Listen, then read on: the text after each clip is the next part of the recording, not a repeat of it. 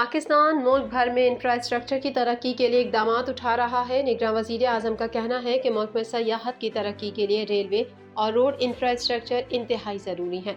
वज़ीर आज़म ने चीनी कंपनियों के पाकिस्तान में मंसूबों की पज़ीराई की।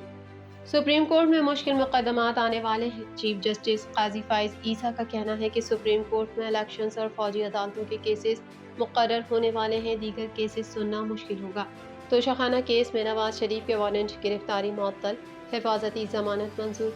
नवाज शरीफ की वतन वापसी के प्रोग्राम में तब्दीली। वकील नवाज शरीफ ने कहा है कि हम 24 अक्टूबर को अदालत में पेश होंगे। एक शख्स की वापसी के लिए पाकिस्तान की जमहूरियत, आइन और इलेक्शन को रोका गया। बिलावल भुट्टो का कहना है कि मुल्क भर में अवामी राब्ता मुहिम शुरू कर रहे हैं। कोई बोले ना बोले, मैं तो हक का मुतालबा करूंगा। बिजली की कीमत में इजाफे के बाद IMF ने बड़ा मुतालबा कर दिया। गैस की कीमतों में इजाफा न करने पर IMF का तशवीश का इजहार। पाकिस्तान की 3 बड़ी कारसाज कंपनियों ने अपने ऑपरेशंस बंद करने का ऐलान कर दिया।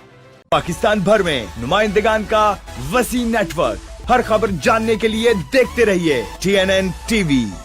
1.25 करोड़ की आबादी पर मुश्तमिल कराची मेट्रोपॉलिटन सिटी में सेहत के हवाले से हस्पताल तो बहुत, लेकिन फिजियोथेरेपी सेंटर नायाब हैं। अल्हम्दुलिल्लाह हमने इस कमी को पूरा करते हुए गुलिस्तान जौहर में जुबेदास फिजियोथेरेपी सेंटर का आगाज कर दिया है।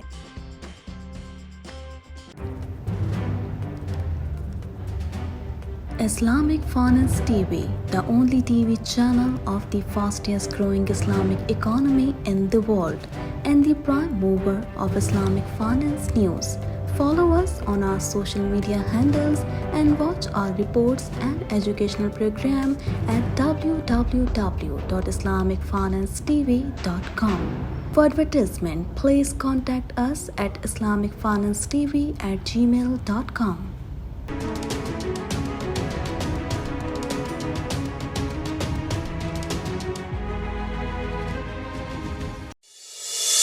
बीजिंग में निगरान वज़ीर आज़म अनवारुल हक काकड़ ने CEO China communications construction company Wong high हवाई और chairman China road and bridge corporation से मुलाकात की। मुलाकात में शुरा ने CPEC के तहत CCCC और CRBC के पाकिस्तान में जारी मंसूबों के बारे में आगाह किया। निगरान वज़ीर आज़म अनवारुल हक काकड़ ने कहा कि पाकिस्तान मुल्क भर में इंफ्रास्ट्रक्चर की तरक्की के लिए इकदामात उठा रहा है। वज़ीर आज़म ने कहा कि पाकिस्तान को ट्रांजिशनल इकोनॉमी बनाने और मुल्क में सयाहत की तरक्की के लिए रेलवे और रोड इंफ्रास्ट्रक्चर इंतहाई ज़रूरी है।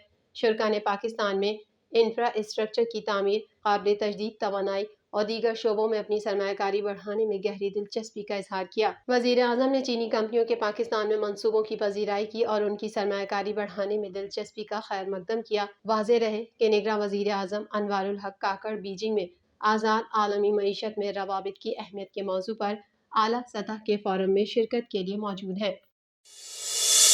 सुप्रीम कोर्ट में बड़े केसेस की समाअत करने का फैसला हो गया। चीफ जस्टिस पाकिस्तान काजी फाइज ईसा ने आम इंतखाबात और फौजी अदालतों के केस मुकर्रर करने का अंदिया दे दिया। प्रैक्टिस एंड प्रोसीजर कानून पर फैसला न होने की वजह से अब तक अहम मुकदमात की समाअत नहीं हो रही थी। चीफ जस्टिस पाकिस्तान काजी फाइज ईसा की सरबराही में 3 रुकनी बेंच ने पाक अरब रिफाइनरी मुलाजमीन केस पर समाअत की। दौरान समाअत मुलाजमीन के वकील ने इस्तदा की कि पाक अरब रिफाइनरी मुलाजमीन का केस 15 दिन के बाद मुकर्रर कर दें। इल्तिवा की इस्तदा पर चीफ जस्टिस पाकिस्तान काजी फाइज ईसा ने अहम रिमार्क्स देते हुए कहा कि सुप्रीम कोर्ट में आम इंतखाबात और सिविलियंस के फौजी अदालतों में ट्रायल के केस मुकर्रर होने वाले हैं। सुप्रीम कोर्ट में मुश्किल मुकदमात आने वाले हैं, जिसके दौरान दीगर केसेस सुनना मुश्किल होगा। इस केस को 2 माह बाद मुकर्रर करेंगे। सुप्रीम कोर्ट ने पाक अरब रिफाइनरी के केस को 2 माह के लिए मुलतवी कर दिया। तोशाखाना गाड़ियों के केस में एहतसाब अदालत ने नवाज शरीफ के 24 अक्टूबर तक वारंट गिरफ्तारी मुअत्तल करते हुए एयरपोर्ट पर गिरफ्तारी से रोक दिया, जबकि कायद मुस्लिम लीग नून और साबिक वजीर आजम नवाज शरीफ की इस्लामाबाद हाई कोर्ट से जमानत मंजूरी के बाद वतन वापसी के प्रोग्राम में तब्दीली कर दी गई। एहतसाब अदालत के जज मोहम्मद बशीर ने महफूज फैसले में नवाज शरीफ के वारंट मुअत्तली की इस्तदा मंजूर करते हुए 24 अक्टूबर अदालत पेश होने का हुक्म दिया। समाअत शुरू हुई तो साबिक वजीर आजम नवाज शरीफ के वकील काजी मिसबाह अदालत में पेश हुए। वकील काजी मिसबाह ने मौक़िफ़ अपनाया कि नवाज शरीफ को इश्तिहारी करार देकर दायमी वारंट जारी किए गए थे। अदालत वारंट गिरफ्तारी मनसूख कर दे क्योंकि नवाज शरीफ पेश होना चाहते हैं। 24 अक्टूबर को अदालत में ये केस समाअत के लिए मुकर्रर है। اور 21 اکتوبر کو نواز شریف واپس آ رہے ہیں۔ وارنٹ گرفتاری منسوخ کرنا عدالت کا اختیار ہے۔ عدالت نے استفسار کیا کہ اتنا عرصہ کیوں نہیں آئے، وجہ کیا تھی، جس پر وکیل نے بتایا کہ جب وہ بیرون ملک گئے تھے وہ شدید بیمار تھے اور لاہور ہائی کورٹ نے بیرون ملک علاج کی اجازت دی تھی، جس کا حکم نامہ آج بھی موجود ہے کیونکہ وہ زیر التوا ہے۔ ہم نے نواز شریف کے تازہ ترین میڈیکل رپورٹس بھی منسلک کی ہیں۔ نیب پروسیکیوٹر سہیل عارف نے کہا کہ اس درخواست میں عبوری ریلیف بھی مانگا گیا ہے۔ وکیل نواز شریف نے کہا کہ ہم 24 اکتوبر کو عدالت میں پیش ہوں گے اور اس کیس میں نیب کا کوئی وارنٹ گرفتاری نہیں ہے۔ ہمارے راستے میں صرف دائمی وارنٹ گرفتاری ہے اور ہم عدالت میں پیش ہونا چاہتے ہیں۔ نیب پروسیکیوٹر نے کہا کہ اس درخواست میں 2 ریلیف مانگے ہیں۔ یہ کہہ رہے ہیں کہ سرنڈر کرنا چاہتے ہیں اور یہ آنا چاہتے ہیں تو دائمی وارنٹ گرفتاری 24 اکتوبر تک معطل کر دیں۔ دوسری جانب قائد مسلم لیگ نون اور سابق وزیر اعظم نواز شریف کی اسلام آباد ہائی کورٹ سے ضمانت منظوری کے بعد وطن واپسی کے پروگرام میں تبدیلی کر دی گئی۔ سابق وفاقی وزیر اعظم نذیر تارڑ کا کہنا ہے کہ نواز شریف 21 اکتوبر کو اسلام آباد ایئرپورٹ پر لینڈ کریں گے۔ نواز شریف اسلام آباد ایئرپورٹ پر لیگل ایشوز نمٹانے کے بعد لاہور روانہ ہوں گے، اسی روز ہی اسلام آباد سے لاہور پہنچیں گے۔ پاکستان پیپلز پارٹی کے چیئرمین اور سابق وزیر خارجہ بلاول بھٹو زرداری نے کہا ہے کہ پاکستان کی جمہوریت، آئین اور الیکشن کو ایک شخص کی واپسی کے لیے روکا گیا۔ آج کے بعد ملک بھر میں عوامی رابطہ مہم شروع کر رہے ہیں۔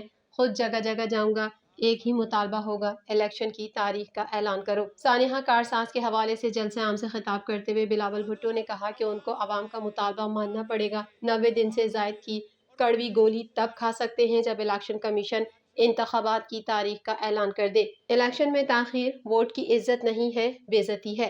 انشاءاللہ جیت جیالوں کی ہوگی۔ بلاول بھٹو کا کہنا تھا کہ کوئی بولے نہ بولے، میں تو حق کا مطالبہ کروں گا۔ انہوں نے کہا کہ امید ہے ریاستی انتظامات کے بعد استقبال بھی بڑا ہوگا اور الیکشن کی تاریخ بھی آئے گی۔ سابق وزیر خارجہ نے کہا ہے کہ فلسطینیوں کو ظالمانہ طریقے سے مارا جا رہا ہے۔ وزیر اعظم اور وزیر خارجہ کو فلسطین کے لیے بولنا پڑے گا۔ فلسطینی اکیلے نہیں، پاکستان کے عوام ان کے ساتھ ہیں۔ انہوں نے کہا کہ 18 اکتوبر 2007 کو 16 سال گزر چکے ہیں۔ محترمہ شہید عامریت سے آزادی دلانے کے لیے ملک آئی تھیں۔ محترمہ شہید کی وطن واپسی ایک تاریخی دن تھا۔ آج ہم فلسطینیوں کے ساتھ بھی اظہار یکجہتی کر رہے ہیں۔ انہوں نے کہا کہ فلسطین کے سابق صدر یاسر عرفات نے ضیاء الحق سے مکہ میں وعدہ لیا تھا کہ بھٹو کو پھانسی نہیں دیں گے۔ ضیاء الحق وعدے سے مکر گیا اور بھٹو کو پھانسی دی۔ فلسطین ایشوز پر پورا پاکستان متحد ہے، باقی ساری چیزوں پر ہم تقسیم ہیں۔ ملک کے باقی مسائل کو حل کرنے کے لیے متحد ہونا ہوگا۔ بلاول بھٹو نے کہا کہ آج پاکستان میں ہر بات پر تقسیم ہے۔ آج ملک کو قومی اتحاد کی ضرورت ہے۔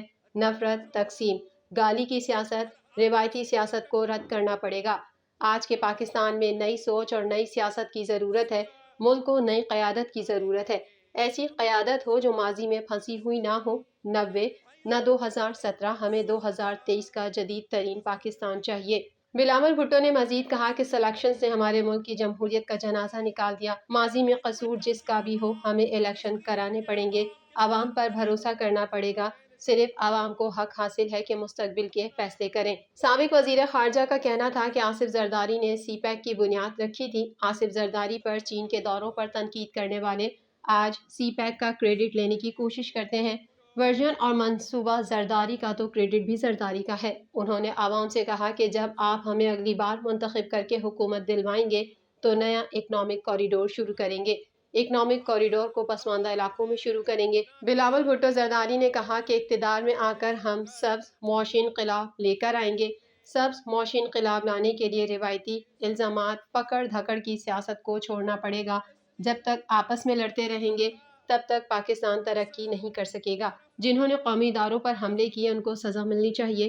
پورے پاکستان کو پتہ چلنا چاہیے کون صحیح اور کون غلط تھا۔ عالمی مالیاتی فنڈ نے پاکستان سے گیس کی قیمتوں میں فوری اضافے کا مطالبہ کر دیا اور کہا قیمتوں میں اضافہ نہ کرنا معاہدے کی خلاف ورزی ہے۔ میڈیا رپورٹ کے مطابق گیس قیمتوں میں اضافے کے لیے اقتصادی رابطہ کمیٹی کا اجلاس پیر کو طلب کر لیا گیا ہے اور گیس قیمتوں میں اضافے کے لیے توانائی ڈویژن کی سمری IMF کے ساتھ شیئر کی گئی ہے۔ تفصیلات کے مطابق 1 جولائی سے گیس کی قیمتوں میں اضافہ نہ کرنے پر IMF نے تشویش کا اظہار کر دیا۔ ذرائع وزارت خزانہ نے بتایا IMF نے مطالبہ کیا ہے کہ وزارت خزانہ اقتصادی رابطہ کمیٹی اجلاس بلا کر فوری گیس قیمتوں میں اضافے کی منظوری دے۔ 1 جولائی سے گیس قیمتوں میں اضافہ نہ ہونے سے سوئی گیس کمپنیاں 46 ارب روپے کا نقصان کر چکی ہیں۔ IMF نے جولائی سے ستمبر گیس کمپنیوں کا 46 ارب کا نقصان ریکور کرنے کی تجویز دی۔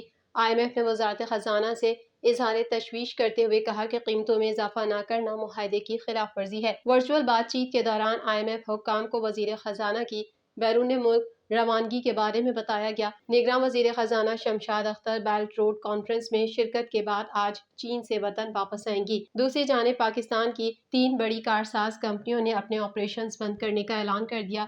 اس حوالے سے کمپنیوں نے پاکستان اسٹاک مارکیٹ کی ویب سائٹ پر اعلامیہ جاری کر دیا ہے۔ کمپنیوں کا کہنا ہے کہ خام مال کی کمی اور ڈالر کی عدم دستیابی کی وجہ سے پلانٹ جاری نہیں رکھا جا سکتا۔ بینکوں کی جانب سے LCs کھولنے میں مشکلات کا سامنا بھی ہے۔ تینوں بڑی کمپنیوں نے عارضی طور پر اپنے پلانٹ بند کرنے کا اعلان کر دیا ہے۔